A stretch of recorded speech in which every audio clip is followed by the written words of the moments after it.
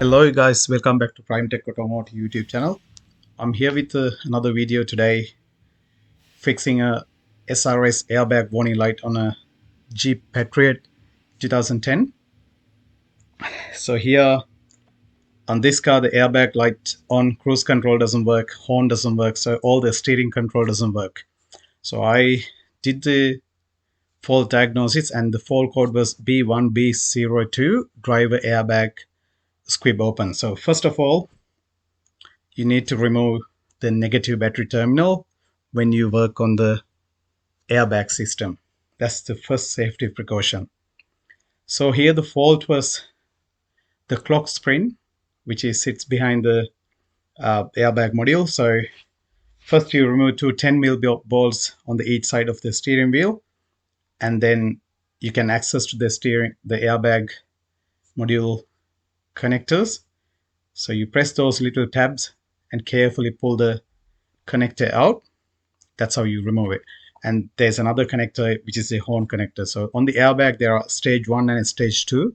That's why you have the two connectors. So the steering wheel doesn't come up easily. So I had to use a normal steering wheel puller, which is you can buy from local tool stores.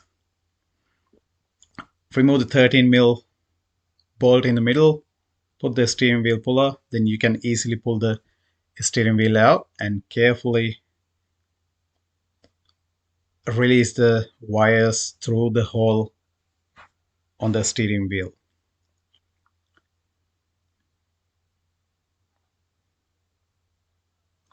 So the next step is to remove the steering wheel covers. There's a T20 screw underneath of the steering cover and then two screws on the each sides. Then you can pull the steering cover out.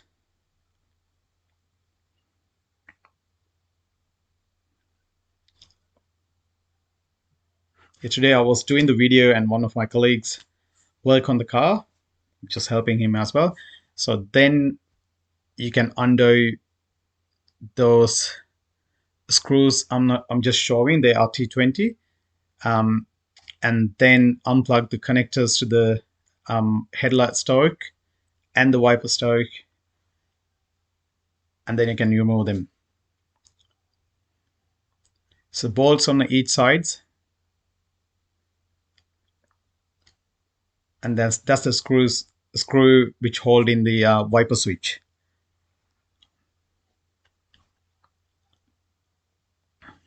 So one more thing, guys. So when you remove the connectors, just use the clip where the connector is held. Do not pull the connectors out by using the wiring harness.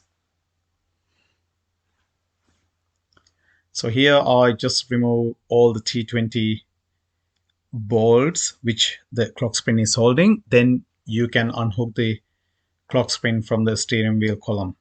And there are three connectors at the back. Just carefully remove the connectors. That's the new clock spring. Usually the clock spring comes centered.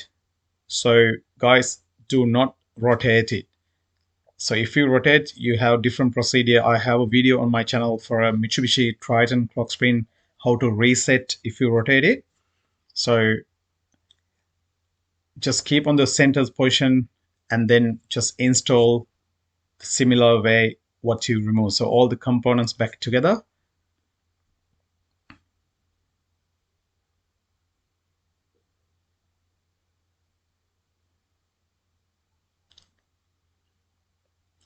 So make sure all the connectors fitted correctly and then insert all the steering covers secure with the bolts. So here's on the steering wheel, there's a center position, which is a dot, and there's another dot on the steering column, which I'm going to show you shortly. That's the dot. So when you put the steering, so align those dots and fit the steering and then fit the center bolt. I don't exactly remember the torque, and components back together. We are pretty much done. So tighten the 10mm bolts.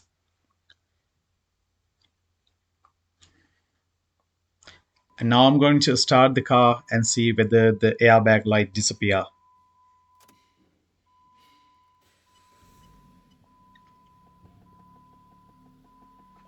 The job is done. So the airbag light disappears. So then what you got to do, you got to turn the steering wheel lock to lock, making sure the airbag light doesn't come back on, check the horn operation, so everything works okay. So once you finish everything, so I'm going to plug the scan tool in and erase the stored fault code.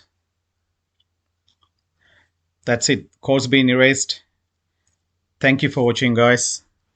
Check in my channel for another videos. Thanks again.